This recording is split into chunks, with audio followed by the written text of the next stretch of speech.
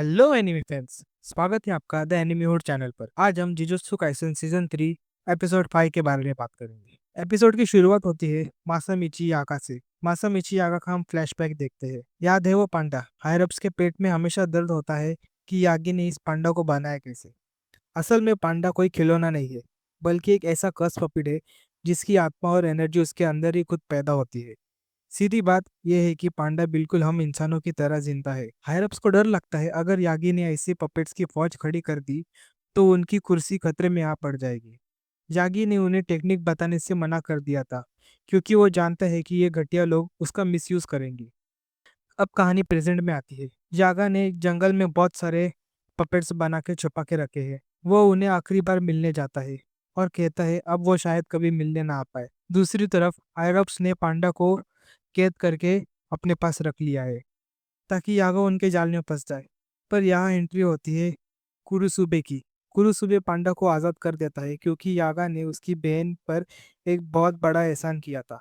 कुरुसुबे की बहन का बेटा ताकेरू अब इस दुनिया में नहीं रहा और यागा ने उसके लिए एक ऐसा पपेट बनाया था कि जो बिल्कुल ताकेरू की तरह बात करता है, जिसने उसकी बहन को सदमे से बाहर निकाला।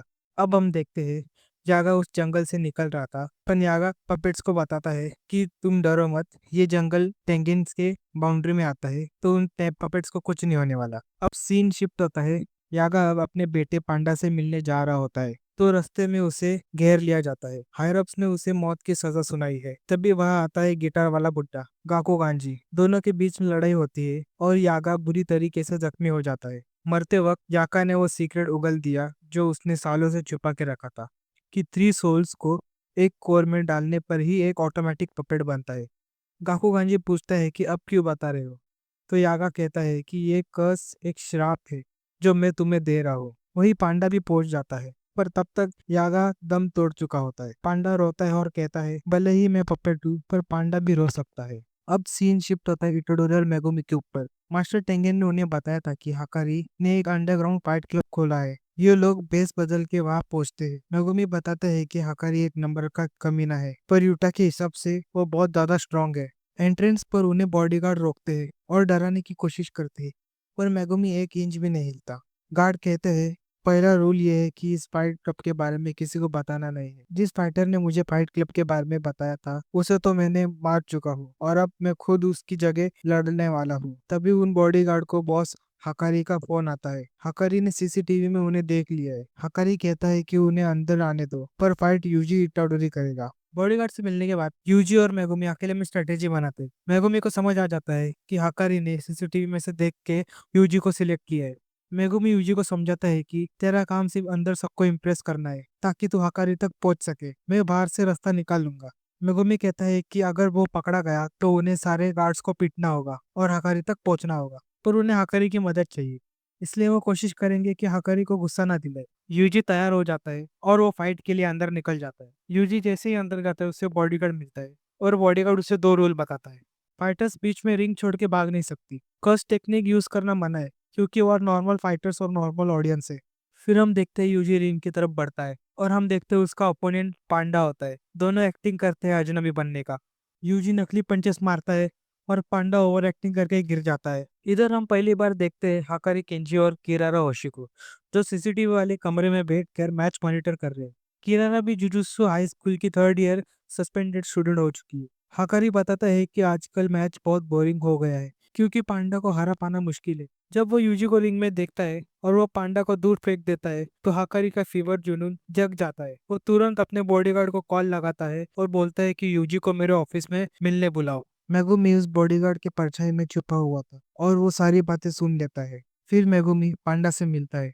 फिर मेगुमी बताता है कि हकारी अपने ऑफिस में ही है, पर पांडा एक अजीब चीज बताता है। पांडा कहता है कि वो कई बार ऑफिस तक पहुंचने की कोशिश कर चुका है, पर वो कभी इस ऑफिस के अंदर जा नहीं पाया। ये शायद किरारा की कर्स टेक्निक है जो उसे ब्लॉक कर रही है अंदर जाने से। मेगुमी पूछता है किरारा तो स्कूल में एक लड़का था ना, तो पांडा कंफर्म करते हुए बोलता है कि हाँ, स्कूल में तो वो एक लड़का था। अब उन्हें डर लगता है कि यूजी को ठीक से झूठ बोलना नहीं आता और वो हकारी के सामने पकड़ा जाएगा। मेगुमी और पांडे डिसाइड करते हैं कि जैसे ही यूजी हकारी के रूम में एंट्री लेगा वो बाहर से सारे बॉडीगार्ड को नॉकआउट कर देंगे ताकि बाद में बैकअप ना आ सके।